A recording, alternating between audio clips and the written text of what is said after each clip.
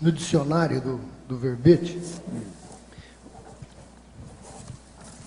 aqui na desafiologia, o senhor cita aqui um termo, atuar como cão de guarda, o amparador.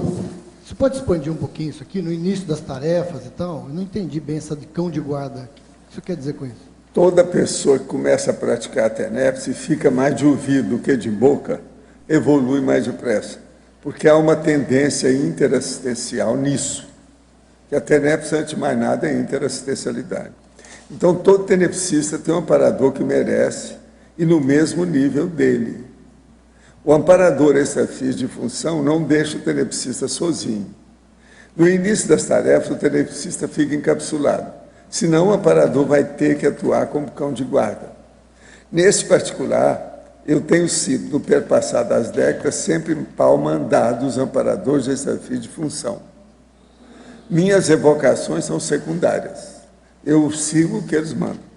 Tal reação interassistencial pode ser conflitiva para quem começa jejuno, entendendo pouco da tenepsologia. Mas todo conflito tem desafio a ser vencido. Mal nenhum resolve um bem. Os autoesforços sempre vão compensar de modo extraordinário e, em geral, em pouco tempo. Sobressai sobre muitos outros o valor dos altos esforços do tenepsista, né? Então, essa questão do cão de guarda aqui no meio, isso que eu queria que o senhor expandisse um pouco. Ele disse que, no início, o tenepsista fica encapsulado, senão o amparador vai ter que atuar como cão de guarda. Porque senão ele fica como cão de guarda, ele tem que tomar conta dele o tempo todo. Fazendo o encapsulamento, ele já fica defendido, há uma proteção, a segurança aumenta. Então, muita gente, quando está bem intencionada na tenepse, ela fica encapsulada. Então, por exemplo, qualquer tenepsista, se examinar bem, ele vai entender o que a gente chama de encapsulamento. Com isso, com o passar do tempo, ele pode dominar o processo do encapsulamento. Isso ajuda demais na assistência. Tanto na assistência dele, como também na dos outros. Mas o senhor fala isso no começo do tenepsista? No começo, sim. Quase sempre no começo, porque às vezes ele está ainda 6 meses, por exemplo, inicial da tenepse. São problemáticos. Então, tem que defender, tem que estabelecer uma área de segurança em torno da pessoa. Aquilo que eu chamo de parapsicosfera, ou a holosfera. Mas isso é só em volta dela, não seria em volta da casa, pessoa, em volta da pessoa. Principalmente durante aquele período que ela destacou para fazer a prática diária da tenepse. Mas, às vezes, a pessoa fica encapsulada dias e dias. Eu já vi isso tudo. Já tem pessoa que às vezes chega para mim assim, eu falo assim, você está começando a tenepse agora, hein? Por quê? Eu percebi que está encapsulado. Entende? Às vezes é real aqui. Quer dizer, seria mais ou menos o encapsulamento parasanitário, só num tamanho menor. É específico da pessoa, né? Para ela. Né? Agora, com isso, a pessoa arranjando essa segurança, uma proteção, ela pode desenvolver mais depressa os problemas, né? Principalmente a afinidade entre o tenepsista ou a tenepsista e o amparador extrafísico. Fazer o rapport, a afinidade, melhorar a empatia, a comunicação, a telepatia. Isso tudo é importante. Tem sua razão. Você está entendendo? Entendi. Agora, essas coisas, tem alguns dados aqui que não tem no manual da tenepse. Por isso que eu estou escrevendo. Mas, professor, esse encapsulamento da tenepse é mais, digamos, um amparo, uma proteção para que o tenepsista não pratique, não fique escorregando toda hora, vamos dizer assim. É aquela fita amarela da polícia em torno do crime. É aquilo. Estabelece uma proteção, uma faixa de proteção. Essas coisas tem. Agora, uma coisa muito séria é isso que eu estava falando. É a pessoa, através disso, começar a entender, ver como é que funciona o encapsulamento.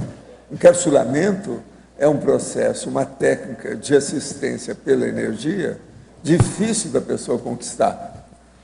Porque é preciso saber, né?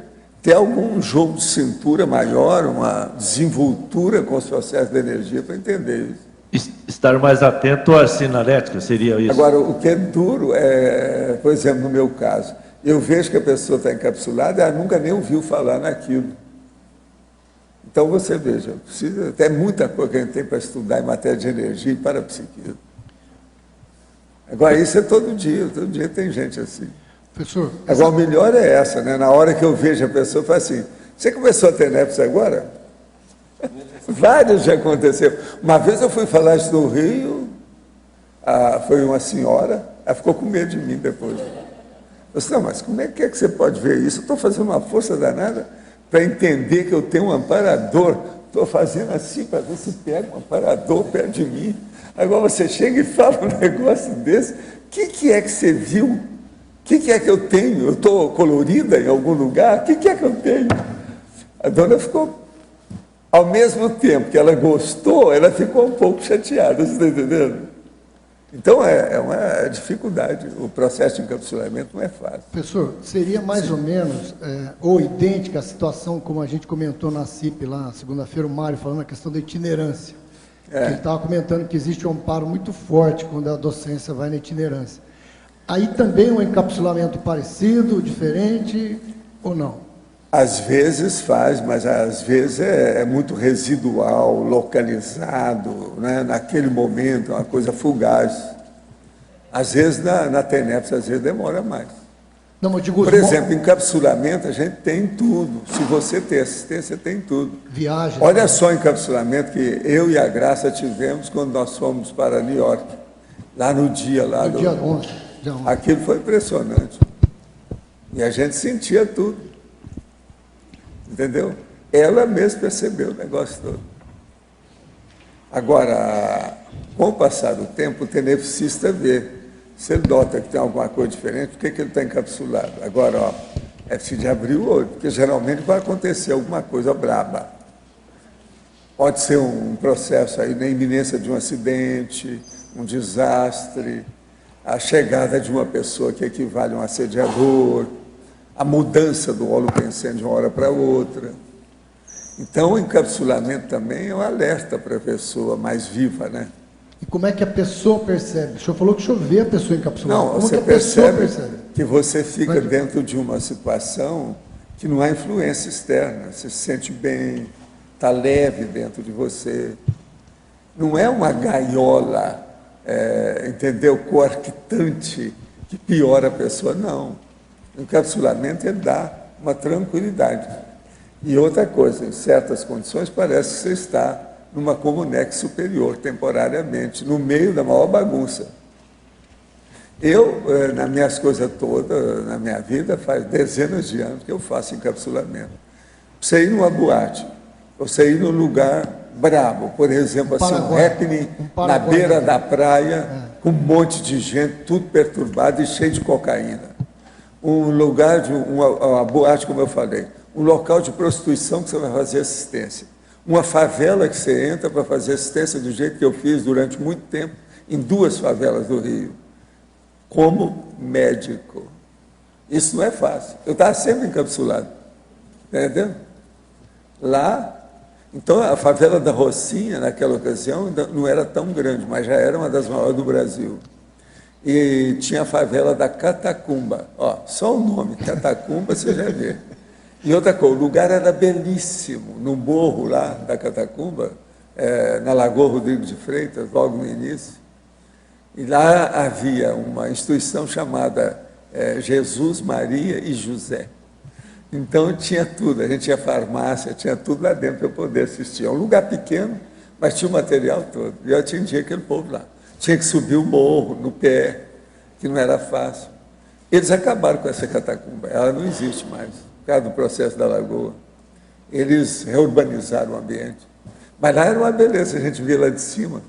Hoje tem muita obra de arte, obra de escultura, esses negócios que mexem assim, ó, que fica lá, aqueles pedaços, tem um monte de coisa disso lá no Morro da Catacumba, no Rio. Agora, eu tive experiência nisso tudo.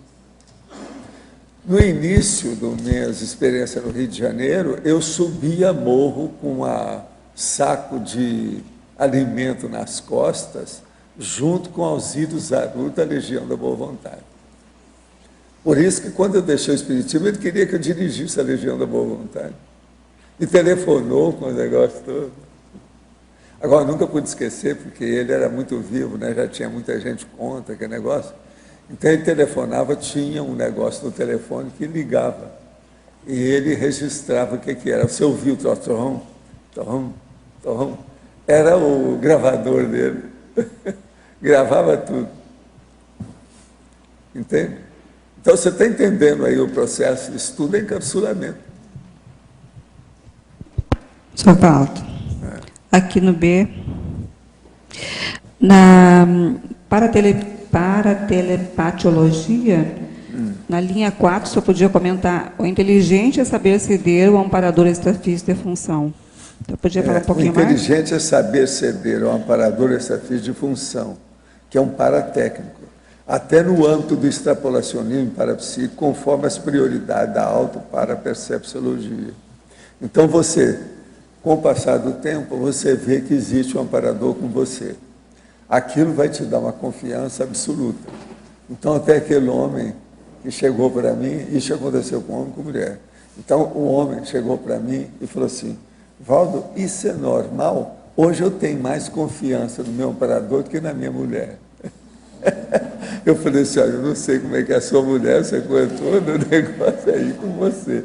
Mas ele, com o passar do tempo, ele começa a ter tanta confiança que aquilo então entrosa o trabalho, o resultado fica extraordinário, fora de série, entende? Que a pessoa tem confiança. Eu só ia perguntar uma coisinha a mais, que no começo eu falo aqui, ó, que a afinidade é entre o amparador e as consciências assistidas e o assistente, né? Sempre tem. É que às vezes vem uma informação que a gente parece que é completamente deslocada. Uma das coisas que a gente nunca sabe, que aí é só o tenepsista que vai saber, é o seguinte, esse assistido, essa consciência extrafísica que veio para ser assistida, ela tem mais afinidade comigo, que sou o tenepsista, ou com o meu amparador. Às vezes ela tem mais com o amparador. Que é o amparador é que mobiliza o povo para vir, quem é que vem, quem não vem, etc. Ele superintende, ele dá a deixa, entende? Ele é o mestre cerimônial da assistência. Então, às vezes, o assistido tem mais afinidade com ele. Agora ficou claro. Obrigada.